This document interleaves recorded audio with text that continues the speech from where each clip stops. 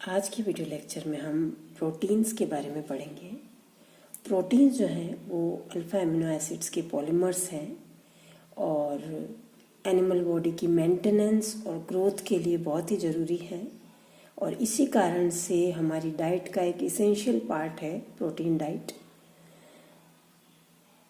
Protein सभी animals और plant cells के प्रोटोप्लाज्म में प्रेजेंट होता है और प्रोटीन के जो इम्पोर्टेंट फंक्शंस हैं उनमें है एक तो protective as a protective material, जैसे हेयर्स है, नेल्स हैं, स्किन है, ये सब प्रोटेक्टिव मटेरियल है। बायोलॉजिकल कैटलिस्ट में जैसे एंजाइम्स है, रेस्पिरेटरी कैरियर्स में हीमोग्लोबिन है, मैकेनिकल सपोर्ट में बोन कार्टिलेजेस और मेटाबॉलिक रेगुलेटर्स हैं जैसे हार्मोन्स हैं। तो ये कुछ इम्पोर्टेंट फंक्शंस हैं प्रोटीन के। नेक्स्ट हम लेते हैं क्लासिफिकेशन ऑफ प्रोटीन्स। प्रोटीन्स के जो है कई तरह के क्लासिफिकेशन हैं डिपेंडिंग अपॉन सर्टेन फीचर्स, लेकिन एक क्लासिफिकेशन के अकॉर्डिंग हम इसे दो कैटेगरी में डिवाइड कर सकते हैं। पहला है फाइब्रस प्रोटीन। फाइब्रस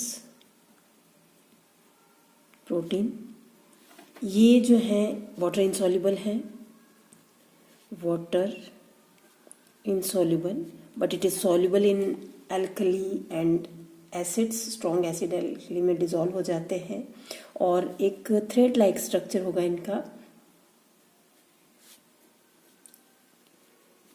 जैसे किरेटिन है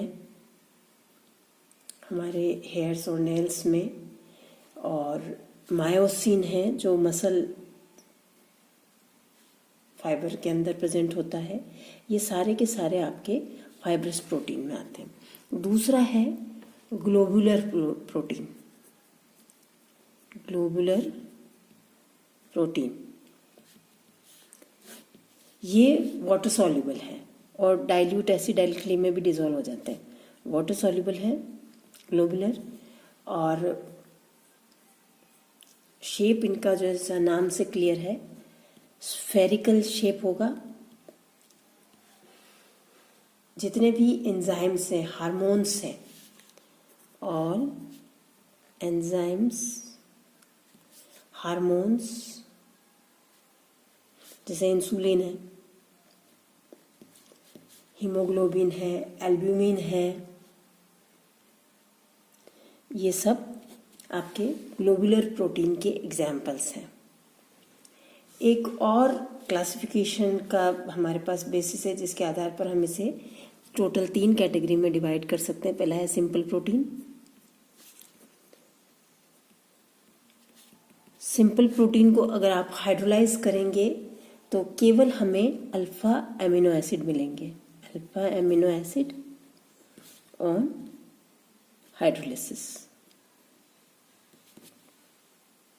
हाइड्रोलिसिस पर हमें केवल अल्फा एमिनो एसिड मिलेंगे और केवल कुछ के अंदर फॉस्फेट या कार्बोहाइड्रेट ग्रुप हो सकता है, तो जैसे एल्ब्यूमिन है, ग्लोबुलिन है, ग्लूटेलिन्स हैं, ये सभी के सभी सिंपल प्रोटीन्स का एग्जाम्पल है। दूसरा है कॉन्जुगेटेड प्रोटीन। कॉन्जुगेटेड प्रोटीन के अंदर जब हम कोई एक नॉन प्रोटीन रेजिड्यू भी होगा उसके साथ में, अमीनो एसिड के साथ में, और ये जो नॉन प्रोटीन रेजिड्यू है हम उसको प्रोस्थेटिक ग्रुप कहेंगे। नॉन प्रोटीन रेजिड्यू, और इसको कहा जाता है प्रोस्थेटिक ग्रुप।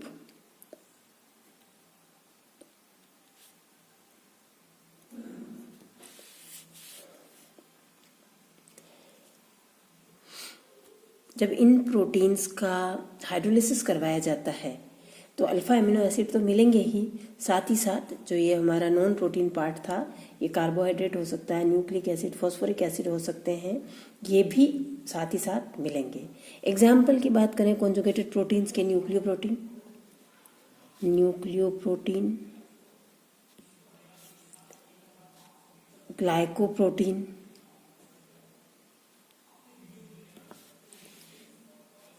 फॉस्फोप्रोटीन्स, लाइपोप्रोटीन, फॉस्फोप्रोटीन,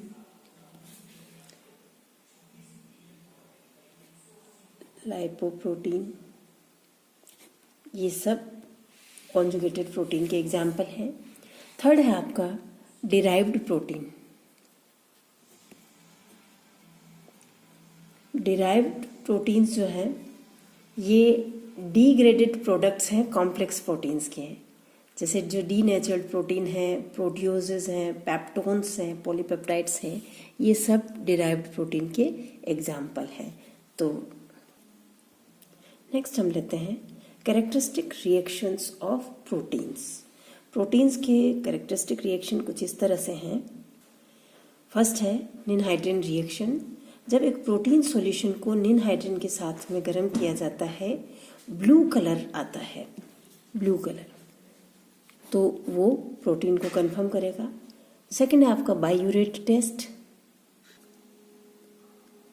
इस टेस्ट में प्रोटीन सॉल्यूशन लेंगे हम और उसके अंदर कुछ बूंदें 1% कॉपर सल्फेट की और एक्सेस ऑफ NaOH डालेंगे, एक्सेस ऑफ सोडियम हाइड्रोक्साइड। तो जब उसको शेक करेंगे एक bluish violet colour, bluish violet colour आएगा, वो प्रोटीन को कंफर्म करेगा।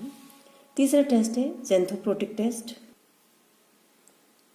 इस टेस्ट में प्रोटीन को जब नाइट्रिक एसिड के साथ ट्रीट किया जाता है, yellow with HNO3, it gives yellow orange colour, yellow और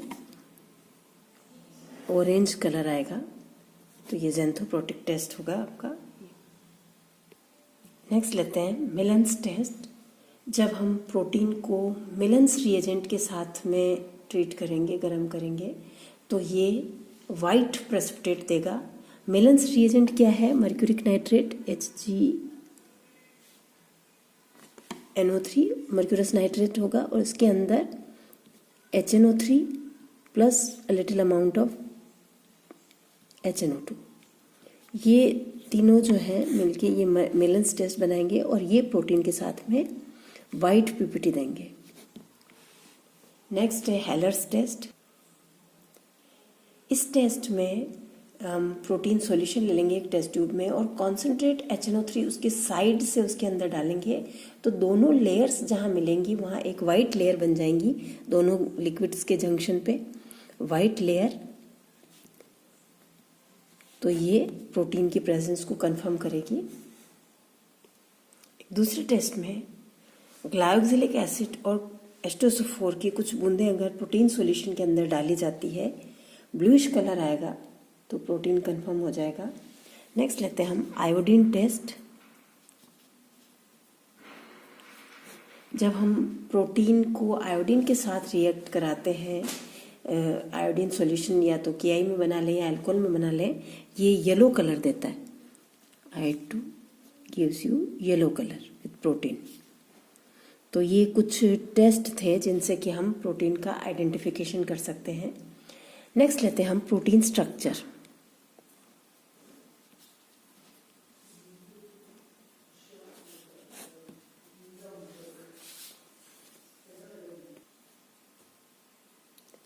प्रोटीन के प्राइमरी स्ट्रक्चर की अगर अपन बात करें, प्राइमरी स्ट्रक्चर में हमें एक तो कितने एमिनो एसिड्स हैं प्रोटीन के अंदर और उन एमिनो एसिड्स का सीक्वेंस क्या है, ये आइडेंटिफिकेशन जो है वो प्राइमरी स्ट्रक्चर डिटर्मिनेशन कहलाता है। और ये हमने जब पेप्टाइड पढ़े थे, पेप्टाइड में मैंने आपको बता दिया था कि किस तरह से हम एमिनो एसिड्स और उनका सीक्वेंस पता कर सकते हैं। नेक्स्ट लेते हैं अपन सेकेंडरी स्ट्रक्चर। सेकेंडरी स्ट्रक्चर में जो पॉलीपेप्टाइड चेन है, बैकबोन है पूरा, वो कन्फॉर्मेशन उसका किस तरह से हो सकता है, वो सेकेंडरी स्ट्रक्चर कहलाएगा। और कई सारे जो फोर्सेस हैं वो रिस्पॉन्सिबल हैं उस कन्फॉर्मेशन को स्टेबलाइज करने के लिए, एंड वन ऑफ देम जो है वो है हाइड्रोजन बॉन्ड। हाइड्रोजन बॉन्ड हालांकि बहुत ज़्यादा स्ट्रॉन्ग बॉन्ड नहीं है, लेकिन ये बहुत ही इम्पोर्टेंट है। हाइड्रोजन बॉन्ड कार्बोनिल ग्रुप और एमिनो ग्रुप, ये इनके बीच में आ जाता है तो हाइड्रोजन बॉन्ड बनेगा। और सबसे स्ट्रॉन्ग हाइड्रोजन बॉन्ड होगा यदि ये तीनों एटम एक लाइन में आ जाते हैं, ऑक्सीजन, हाइड्रोजन और नाइट्रोजन। अगर एक लाइन में आ गए तो सबसे स्ट्रॉन्ग हाइड्रोजन बॉन्डिंग होगी, जो कि उसके पेप्टाइड चेन या बैकबोन को के कन्फॉर्मेशन को स्टेबलाइज करेगी। प्रोटीन्स के दो तरह के सेकेंडरी स्ट्रक्चर होंगे, पहला है अल्फा हेलिकल स्ट्रक्चर और दूसरा है प्लीटेड शीट स्ट्रक्चर। अब अपन लेते हैं अल्फा हेलिकल स्ट्रक्चर। ये structure alpha helical structure Linnaeus polling ने 1951 में दिया था और इसमें जो पूरा पेप्टाइड चेन है वो एक हेलिकल फॉर्म में कोइल्ड है, इस तरह से ये इस तरह से पूरा कॉइल बना हुआ होगा। ये अल्फा हेलिक्स का स्ट्रक्चर है। हमें पता है कि जितने भी नेचुरली अकरिंग अमीनो एसिड्स हैं उनका एल कन्फिग्रेशन होता है, तो ये जितने भी प्रोटीन हेलिकल्स हैं ये राइट हैंडेड होंगे, ये इसी तरह से मूव करेगा और हर एमाइड जो है तीसरे एमाइड से हाइड्रोजन बॉन्डिंग होगी इस तरह से। इन दोनों कॉइल्स के बीच में जो डिफरेंस होगा यहाँ पर 3.7 अमीनो एसिड्स यूनिट्स होंगी और जो डिस्टेंस है ये 5.6 एंगस्ट्रम होगा इनके बीच में। और ये जो हेलिक्स का डायामीटर है ये हमारा डायामीटर 10 से 11 एंगस्ट्रम तक ये होगा अप्रॉक्सीमेटली। तो ये इस तरह से हेयर से स्किन है, इसमें इसी तरह का प्रोटीन होता है। प्लीटेड शीट स्ट्रक्चर में ये एक आपका पेप्टाइड चेन है, ये दूसरा पेप्टाइड चेन है। ये पेप्टाइड चेन्स जो हैं आपस में इंटरमोलिकुलर हाइड्रोजन बॉन्डिंग से बंधे हुए हैं, एक साथ में जुड़े हुए हैं। ये पैरेलल है और इसी तरह से एंटी पैरेलल भी हो सकता है, जिसके अंदर की यहाँ आप देख रहे हैं पूरा पेप्टाइड चेन चल रहा है, ये पैरेलल है दोनों। एंटी पैरेलल के अंदर एक अल्टरनेटली होगा, अपोजिट डायरेक्शन में होगा, एक सीधे डायरेक्शन में होगा, तो वो एंटी पैरेलल हो जाएगा। यहाँ आप देख रहे हैं एंटी पैरेलल में ये इस तरह से चल रही है चेन, ये यहाँ से ऐसे चल रही है, ये एंटी पैरेलल है। और ये वाला आपका पैरेलल स्ट्रक्चर है जिसमें पेप्टाइड चेन सीधे चल रहे हैं बिल्कुल। दोनों ही केसेस में hydrogen bonding, intermolecular hydrogen bonding से ये पेप्टाइड चेन आपस में जुड़े हुए हैं। जो टर्शरी स्ट्रक्चर है प्रोटीन का वो इसके 3 डायमेंशनल शेप से रिलेटेड है और ये और जब फोल्डिंग होती है, जो सेकेंडरी स्ट्रक्चर अपन ने प्रोटीन का पढ़ा था उसकी और फर्दर फोल्डिंग होगी और जो पॉलीपेप्टाइड चेन्स हैं उनकी। और ये जो फोल्डिंग होती है कोई ऐसे रैंडमली नहीं हो जाती, एक प्रॉपर एनवायरमेंटल कंडीशन चाहिए होती है और उसी पर्टिकुलर वे में ये जब फोल्डिंग होती है इसकी। और कई सारे फोर्सेस जो होते हैं वो स्टेबलाइज, इसके टर्शरी स्ट्रक्चर को स्टेबलाइज करने के लिए रिस्पॉन्सिबल होते हैं।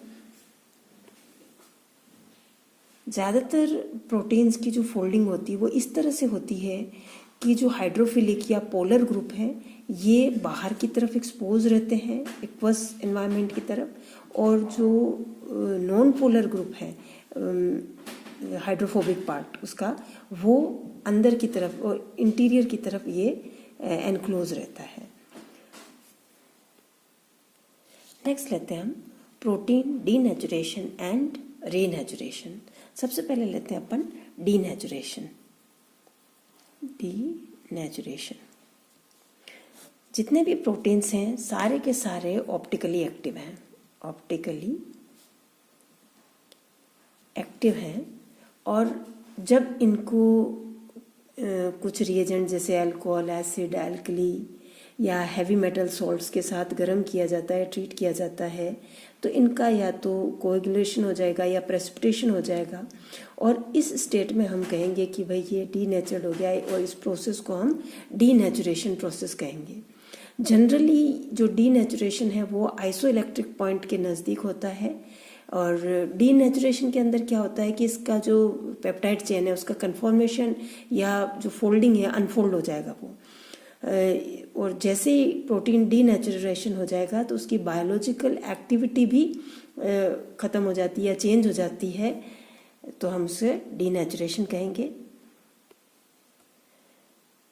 नेक्स्ट है रीनेचुरेशन। डीनेचुरेशन का जस्ट उल्टा जो है, रिवर्सल है, वो रीनेचुरेशन कहलाएगा। इसके अंदर जनरली जो डीनेचुरेशन है वो इरिवर्सिबल है, लेकिन कुछ एग्जाम्पल्स हैं जो ज्ञात हैं जिसके अंदर की प्रोसेस वापस रिवर्स हो जाता है। जैसे डीनेचुरेशन यदि केवल सिंपली हमने हीट से आया है और उसको बहुत ही स्लोली, बहुत धीरे धीरे गर्म ठंडा किया जाए तो वापस जो प्रोटीन अनफोल्ड हुआ था वापस वो रीफोल्डिंग हो जाएगी और प्रोटीन की जो बायोलॉजिकल एक्टिविटी है उसको हम वापस से रीगेन कर सकते हैं। इस प्रोसेस को रीनेचुरेशन कहेंगे। ये प्रोटीन के बारे में आज हमने पढ़ा। नेक्स्ट टर्न पर हम कुछ नया टॉपिक लेकर शुरुआत करेंगे। Thank you.